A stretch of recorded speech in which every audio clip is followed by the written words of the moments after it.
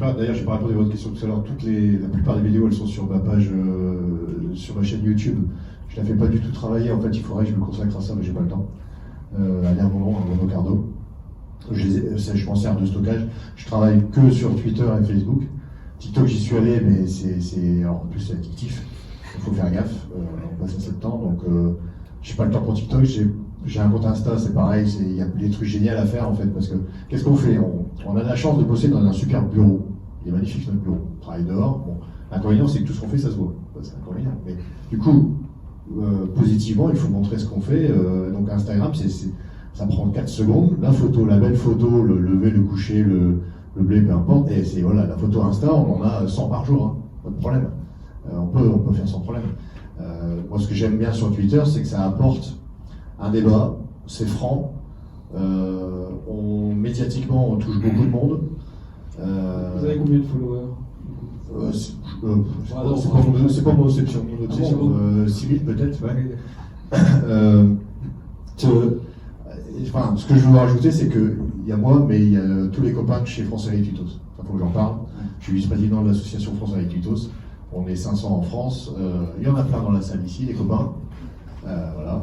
Et on est dans l'assaut, on n'est que moitié agriculteurs. Le reste, c'est tous les acteurs qui sont entre nous et l'assiette. Et il y a même des étudiants, des retraités. Et cette assaut, elle est géniale parce qu'elle voit tout de façon positive. Elle montre tout comment est fait l'assiette du consommateur. Aujourd'hui, on nous demande comment c'est fait. Moi, je trouve ça totalement normal. On n'a pas bossé le sujet pendant des années, ben, c'est pas grave, on va rattraper le temps perdu. On s'y colle, on n'est pas nombreux à s'y coller, ça c'est un moment désespoir, mais on s'y colle. Et on explique. Mais par contre, pas de tabou.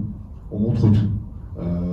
Quand Étienne il a un veau mort, et ben, il explique pourquoi, il montre le veau mort. Voilà, on est tous cash.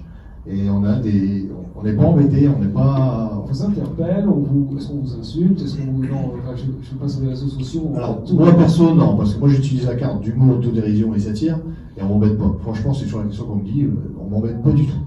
Et ce que je réponds toujours, c'est que j'ai le sentiment que nos détracteurs, ils savent pas faire, donc ils viennent pas me chercher. Et par contre, oui, mes copains, on vient les chercher sur des sujets. Alors, bon, faut toujours ça dévie. Vous savez, sur les réseaux, on cherche à vous mettre une étiquette sur le front, à vous mettre dans des boîtes. C'est un peu l'image de notre société d'ailleurs. Et là, direct, il faut éviter ça, bien sûr.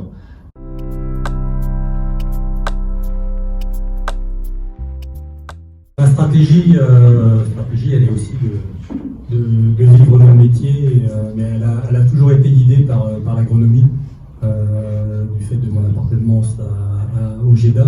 Donc beaucoup guidée par la baisse de nos intrants. D'optimiser toutes les charges qu'il peut y avoir sur l'exploitation. Et de fil en aiguille, l'agronomie elle m'a amené à repenser sol et à repenser vie du sol, vie de la plante, parce que tout ça va ensemble.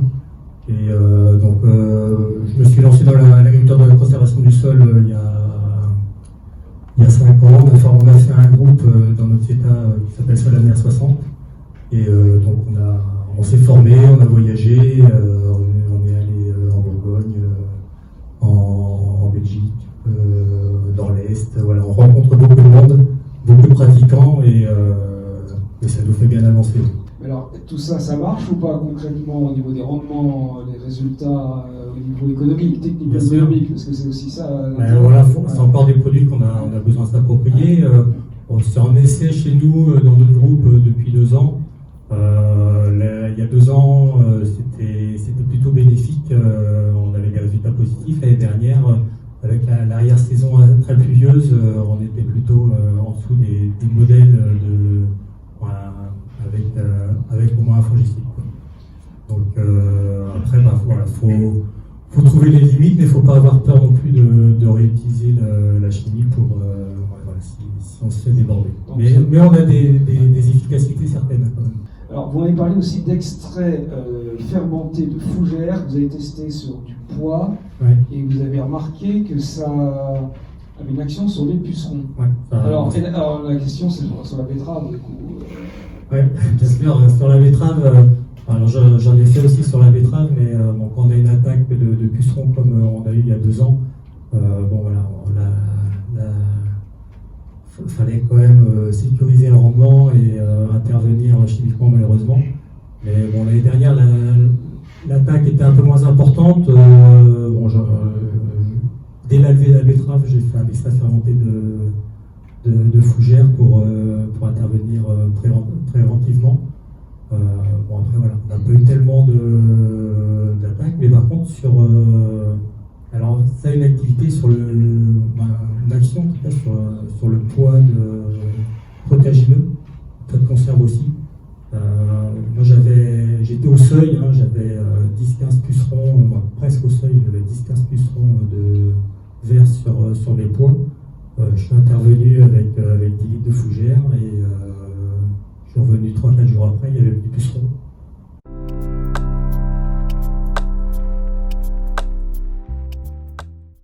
Antoine Alibois, on va passer à vous. Donc,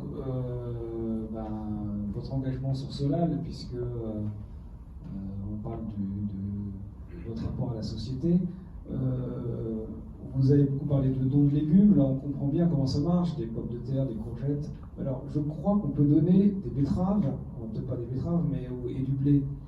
Comment ça marche vous ramenez un camion de betteraves c'est ça. Non.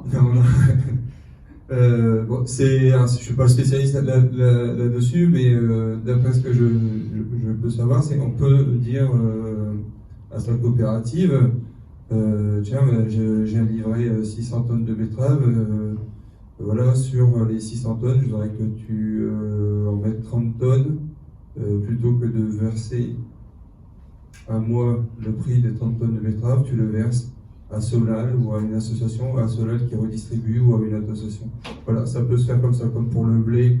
Voilà, il y a la possibilité de demander.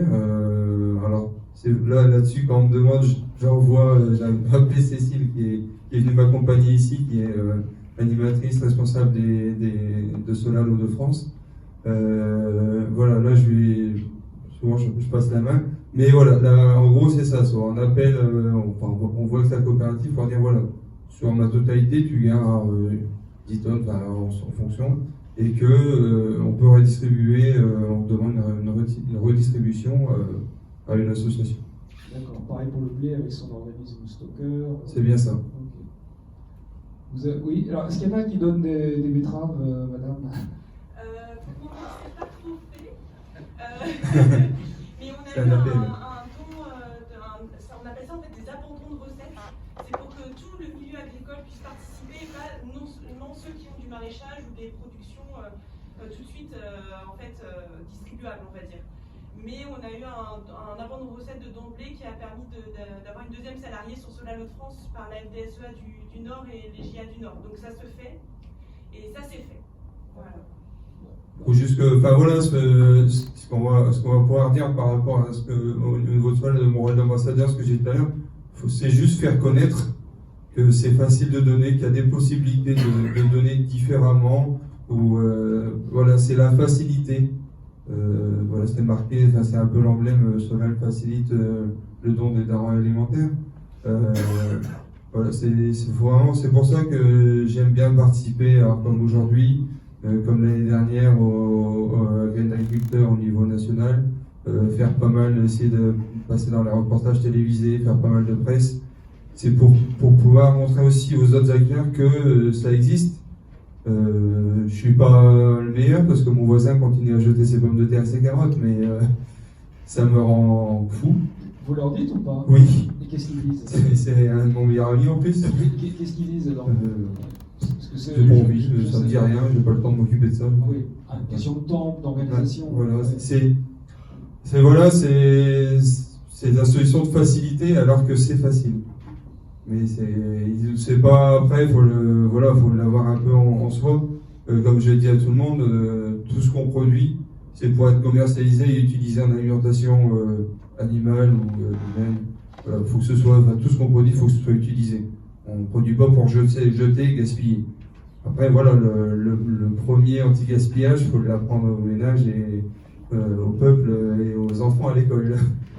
J'ai demandé des petits chiffres tout à l'heure à Cécile, parce que 2021, ça a été une année un peu compliquée pour tout le monde. En Hauts-de-France, c'est 1944 tonnes de produits donnés par les agriculteurs. Ça fait 3,9 millions d'équivalents repas distribués. On organise aussi des glanages solidaires, donc j'en fais 1 ou 2 par an sur l'exploitation. Voilà, je sais pas, Bonduel dit bon voilà, j'ai assez de courgettes. Mais moi, les pieds produisent encore.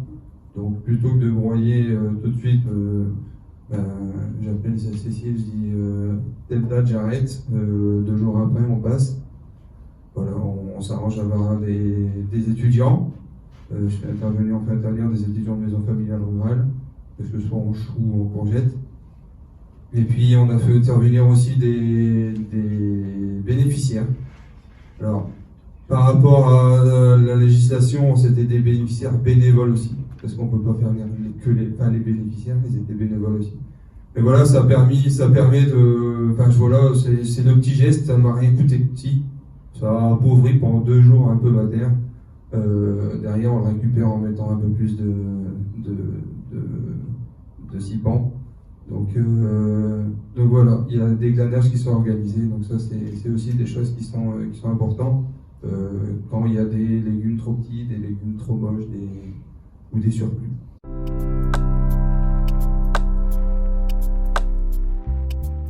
J'ai le sentiment que demain, on va aller vers ça, une intégration du chantier d'arrachage. On va aller vers ça parce que ça réglerait beaucoup de problèmes pour tout le monde. Alors il y a sûrement des gens ici qui ne veulent pas l'entendre, mais quelle solution vous allez apporter si on mutualise tout? C'est-à-dire que, bon, moi j'ai la fameuse Matro de 2004, j'aimerais bien que vous ressortiez une mini intégrale, je crois que serais tous preneurs, et surtout pour des problèmes de structure de sol, on serait à fond sur les mini intégrales, ça c'est sûr. Mais demain, qu'est-ce qu'on utiliserait du coup comme matériel? Parce qu'aujourd'hui, une entreprise de travaux agricoles qui fait la majorité des arrachages aujourd'hui, elle prend nos plannings, et avec les plannings, elle vient chez nous, elle passe. Et vu qu'elles sont hyper chargées en surface, parce que la machine coûte un prix de fou, on va dire, ils sont jamais en avance sur les plannings, c'est clair. Et ça, on parle pour une année normale en météo.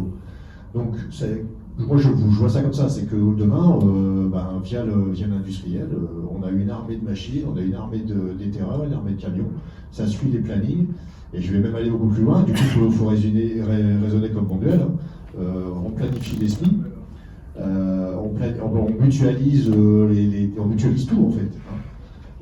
Alors je vais loin, je sais, mais ne serait-ce déjà pour l'aspect arrachage, le chantier arrachage, vous trouvez que ça pas cohérent ou votre sentiment sur la mutualisation des arrachages? Il existe 3 grandes notions. On a parlé de chantier décomposé, qui s'utilisent encore dans des pays tels que le Maroc, où ils arrachent encore 60 000 hectares de betteraves. Il existe l'automotrice, qui était, nous étions nous constructeurs de machines par intermédiaire de marques. Et puis, à un moment donné, il s'est passé un basculement. Alors, un basculement qui a été lié à beaucoup de phénomènes, en fait, mais qui a emmené les nouvelles générations de machines à prendre le pas globalement sur l'ancienne génération d'automotrices. Même si après avoir fait un recensement assez précis aujourd'hui, on sait qu'il existe en France encore à peu près, enfin on sait exactement, mais un tout petit peu moins de 400 automotrices qui continuent à travailler, qu'on continue à soutenir, qu'on continue à réparer, à restaurer aujourd'hui avec une nouvelle méthodologie. Après, le constructeur que nous sommes, il est assez partie prenant globalement au niveau de l'Europe de tout ce qui va se passer sur la vision future de tous ces chantiers-là. On dépend de beaucoup de choses en fait. On dépend des planteurs, bien évidemment. On dépend des sociétés de services qui, elles, vont aller arracher pour les planteurs. Et puis on dépend bien évidemment des sucreries qui, elles, ont déjà sûrement les schémas de commun. L'idée, nous, c'est d'être sur la technologie et sur l'industrialisation. On est coincé par une seule chose, en fait, c'est la série. C'est-à-dire que la seule chose qui bloque les constructeurs, c'est combien de machines on doit produire à l'année. S'il reste 10 machines à produire dans une catégorie, cette structure-là, cette marque-là, ou du moins cette typologie de machines va s'arrêter, naturellement, parce qu'industriellement, personne ne voudra mettre le prix en face, ni le planteur qui va arracher lui-même, ni la société de service, ni personne, puisque les coûts, on sait qu'aujourd'hui l'industriel, c'est quoi? C'est nos notions de coûts. Ces notions de coûts, ils sont divisés par un ensemble de machines ou un volume de machines. Donc, les choix pour le constructeur sont assez simples, entre guillemets malheureusement, mais dépendent totalement du volume réalisé. Alors, un constructeur français, il va dire sur la France, un constructeur comme nous, mondial, va dire sur le monde, comment on peut gérer l'ensemble. Mais ça reste totalement lié à ces notions de volume, en fait. Et ces notions de volume, il faut arracher, d'une manière ou d'une autre. Il existe X hectares mondialement qu'il faut arracher, on doit les arracher. Quelle est la meilleure formule? Est-ce que c'est des formules de location, c'est des formules d'intégration, c'est des formules pure de vente? Tout ça, ça reste un débat totalement ouvert, mais qui met en jeu tellement d'acteurs et tellement aussi de systèmes qui s'entrechoquent, ou du moins qui viennent s'empiler sur différentes typologies de dossiers, qu'aujourd'hui, ce monde-là de demain n'est pas encore dans nos cartons. Vous avez quand même un rôle important, on parle beaucoup de structures de sol, Oui, bien sûr. conventionnelles, bio ou ACS. Aujourd'hui, on n'a pas la réponse. Si on veut garder la betterave dans l'assolement, aujourd'hui, on matraque les sols. Oui, bien sûr. Y compris avec ma vieille Matro, avec les bennes. Donc c'est là qu'il faut aller, parce que c'est vers ça qu'on va tous, de toute façon, on est d'accord. On n'a pas le choix. Donc, il nous faut vraiment un outil light. Il nous faut un outil light. Alors bien sûr qu'il y a un problème d'économie d'échelle. Je sais que tout le temps vous avez voulu ressortir l'automotrice, quand il y a eu les changements de groupe, vous avez fait un sondage, je crois, et puis il n'y a pas eu assez de bons de commande en fait pour une nouvelle automotrice. Mais refaites-le aujourd'hui. Refaites-le aujourd'hui. Vous allez voir, la donne a changé, c'est sûr. Alors, je suis obligé de vous contredire parce qu'on l'a fait l'année dernière. La machine reconditionnée, là, Ouais, c'est ça. on l'a fait l'année dernière concrètement. Oui, pour les reconditionner, non? Non, alors, dans l'étude, on est allé plus loin, si vous voulez. On s'est demandé, combien il restait d'automotrices en France, toute marque, pas seulement Moreau Matro. Deux, on s'est posé des questionnements sur qu'est-ce qui va se passer lorsque les gens vont arrêter avec leur machine. C'était assez simple. Vous avez aujourd'hui une machine, vous souhaitez continuer à la faire fonctionner jusqu'à quand? Et à ce moment-là, notre plan de restauration rentre dans ce jeu-là. D'accord? Mais au bout de ces 2, 3, 5 ans pour lesquels vous allez continuer à votre machine, quel est votre projet? Vers quoi vous voulez tendre? Donc, dans les réponses possibles, une nouvelle automotrice, une version intégrale light, et puis je vais faire ça par quelqu'un d'autre. Voilà. Il y a d'autres options, mais les 3 grandes options sont celles-là. Sur la partie pure, je vais racheter une nouvelle machine neuve qui irait dans le sens de ce que vous dites. Je n'ouvrirai pas une usine comme ça. J'ai pas aujourd'hui de volume. Le retour, alors on peut dire le retour il est biaisé parce que les questions peut-être n'étaient pas assez fournies, pas assez expliquées. Mais la réalité, quand vous parlez avec les gens, tout le monde vous dit waouh, allez-y. Et on dit si elle a marché, on y va.